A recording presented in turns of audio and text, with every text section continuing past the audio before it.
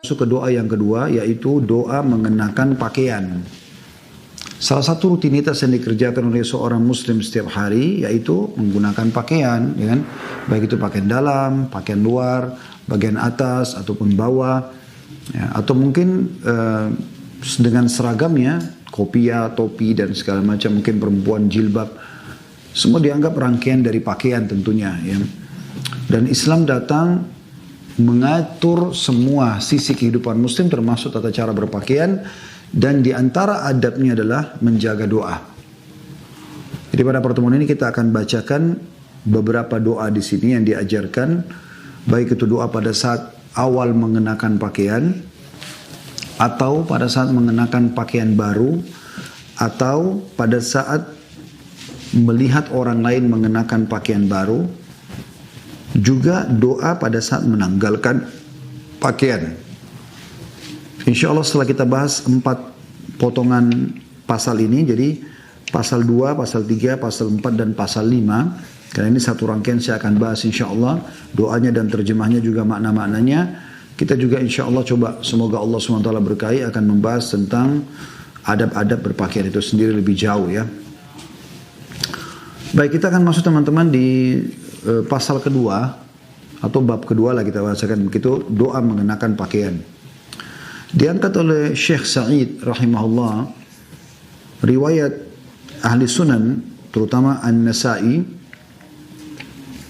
yaitu doa yang diajarkan Nabi SAW. Kalau yang pegang bukunya di halaman 17, ya.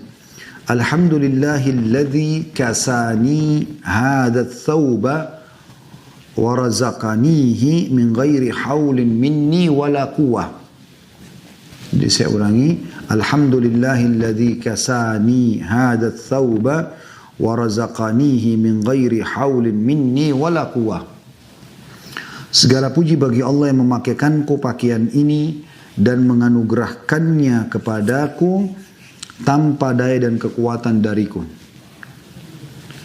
Doa ini teman-teman dianjurkan dibaca pada saat kita ingin menggunakan pakaian, baik itu pakaian dalam, ya, pakaian luar, bagian atas, bagian bawah, bahkan sampai kepada penutup kepala. Dan ini maknanya luar biasa. Bagaimana kita mengaitkan diri kita dan selalu bergantung kepada Sang Pencipta Allah dalam segala kegiatan kita sebagai seorang muslim. Dibuktikan doa ini bagaimana Allah SWT menjadikan sebagai syariatnya, kita memujinya awal menggunakan pakaian. Alhamdulillah, segala puji bagi Allah. Alladzi kasani hadat thawba, yang telah mengenakan pakaian ini untukku. Jadi kita memuji Allah Subhanahu wa taala yang telah memudahkan kita bisa memilih, membeli, ya, menyukai, kemudian kenyamanan dalam memakai dan segala macam hal. Kita memuji Allah Subhanahu wa taala. Dan di sini kita betul-betul mengkaitkan hubungan semua gerak-gerik kita kepada Allah SWT, karena kita mengatakan segala puji bagi Allah yang telah mengenakan pakaian ini kepadaku atau untukku. Artinya bukan kita, kalau bukan karena izin Allah SWT kita tidak akan bisa menyukai, memilih, membeli, kemudian mengenakannya. Jadi ini akidah seorang muslim, bagaimana dia selalu mengaitkan apapun yang berhubungan dirinya dengan Allah Subhanahu wa taala. Kemudian di sini lanjutannya dikatakan warazaqanihi, dan menjadikannya sebagai rezekiku. Nah, ini menandakan rezeki itu bukan cuma duit, tapi pakaian, minuman, pakaian, oksigen yang bisa kita hirup, suara yang bisa kita dengar dengan kuping, sesuatu yang bisa dijamah oleh tangan. Artinya semua yang membuat roda kehidupan bisa berputar namanya rezeki. Salah satunya pakaian. Berarti itu adalah rezeki dari Allah SWT supaya kita selalu bersyukur. Walaupun baju itu murah, tapi tetap rezeki dari Allah Subhanahu wa taala. Lalu ada penutupan doa ini yang luar biasa. Min ghairi haulin minni wala quwwah, tanpa ada daya dan kekuatan dariku. Teman-teman tahu nggak apa sebabnya Qarun? Ya, biasa di Indonesia bilang harta karun ya. Kalau harta yang tertimbun dibilang harta karun. Siapa itu Karun? Bahasa Arabnya Qarun. dia salah satu pengikut Nabi Musa yang kufur kepada risalah Nabi Musa alaihissalam. Kemudian dia sombong dengan hartanya, dia menjadi pendukung Fir'aun, akhirnya Allah tenggelamkan dengan hartanya. Sehingga mulailah tersebar kata-kata kalau harta yang tertimbun harta karun. Dari Qarun gitu kan, dari orang ini. Qarun ini tadinya orang miskin. Kemudian Allah SWT berikan dia kekayaan. Begitu Nabi Musa AS ingatkan agar dia mengeluarkan ya, hak Allah di hartanya, dia malah sombong dan mengatakan semua ini aku dapatkan dari ilmuku. Maka Allah SWT binasakan dia dengan hartanya. Ingat teman-teman sekalian, tangan kita tidak mungkin mengangkat sepotong makanan ke mulut kita. Tidak mungkin hidung ini bisa menghirup oksigen dan mengeluarkan hasil pembakaran. Tidak mungkin lidah kita bisa membedakan mana manis, mana pahit, mana asin, mana asam dalam waktu seketika.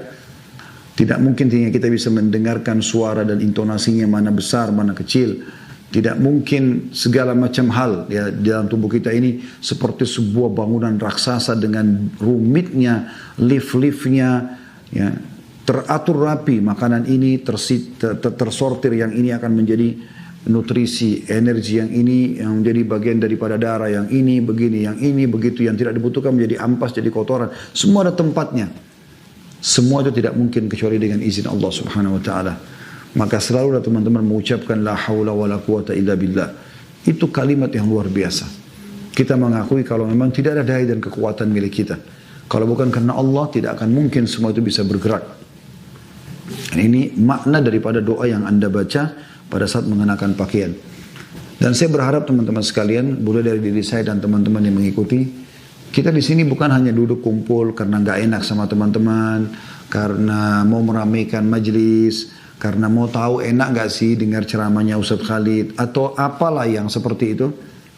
Bukan itu teman-teman. Anda harus mengikhlaskan niat kepada Allah Subhanahu Wa Taala dan mengetahui yang sedang kita bahas syariat Allah dan siap untuk mengamalkan. Anda harus mengamalkan ini. Jadi doa ini jangan berlalu ya, mumpung kita masih baru bab yang kedua. Doa pakai baju. Ya. Jadi sekarang jangan sampai kita pindah ke doa ini, doa itu terus terlewatkan, Anda tidak menghafal dan amalkan. Apalagi ini memang keseharian kita. Sebentar pun saya yakin Anda pulang ke rumah setelah kerja misalnya, Anda akan mandi, Anda akan gaji baju untuk tidur atau baju santai di rumah. Besok pagi Anda akan pakai baju lagi. Sama lagi Anda akan ganti lagi sorenya atau malamnya. Terus begitu kan, setiap saat bang kita seharusnya menghafal ini. Alhamdulillahilladzi kasani hadat thawba wa razaqani min ghairi haulin minni wala quwwah. Yang terakhir teman-teman kita bahas di pasal atau bab kelima adalah zikir ketika menanggalkan baju, melepaskan. Ini juga ada doanya dan Anda punya kesempatan dapat pahala. Dan pendek saja kita sudah tahu sama-sama, baca Bismillah dengan nama Allah. Diriwayatkan oleh Tirmidzi. Nah, dan ini termasuk doa yang banyak dianggap remeh oleh orang-orang ya. Mereka kesannya gak penting lah, untuk apa baca. Doa mau makan, doa mau tidur, doa mau ini. Udah luar biasa pahalanya, luar biasa keberkahannya. Dan akumulasi, kalau kita akumulasikan teman-teman sekalian, misalnya beda antara orang yang baca, mungkin satu kali Anda bilang, dia kan baca doa mau makan, atau doa pakai baju baru, atau dia doa pakai baju, atau dia doa apalah, termasuk juga nanti ada doa menunggangi kendaraan dan segala macam gitu kan. Nah itu mungkin Anda bilang, dia berdoa gitu, gampang lah, sunnah gitu. Baik, kalau dihitung sudah kehilangan pahala di situ. Dan kita tidak pernah kita tahu kadar pahalanya. Mungkin seperti gunung, mungkin seperti 100 gunung, kita nggak tahu. Dan kalau kita akumulasikan misalnya selama 10 tahun si A sama si B, si A tidak pernah berdoa, si B berdoa, dan 10 tahun dia selalu baca itu. Berapa banyak pahala yang dia dapatkan? Hanya dengan meluangkan waktu berdoa saja.